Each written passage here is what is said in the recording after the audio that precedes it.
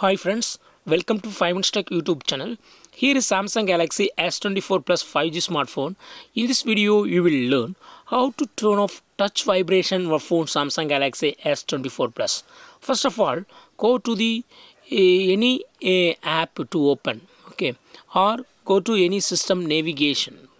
So if you go anywhere in your screen, when you when you touch each time, there will be one vibration. Okay, you will experience one vibration, that is called touch vibration.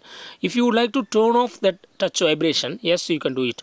What you got to do is go to the settings of your phone first, then go to sounds and vibration, and here select system vibration, and here you go to turn off this button, touch interactions. Just to turn off this button so that touch vibration will not occur.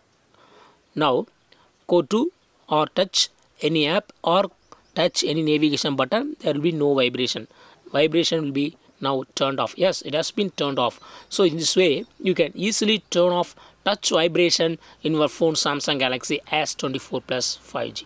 That's all friends, thanks for watching, bye.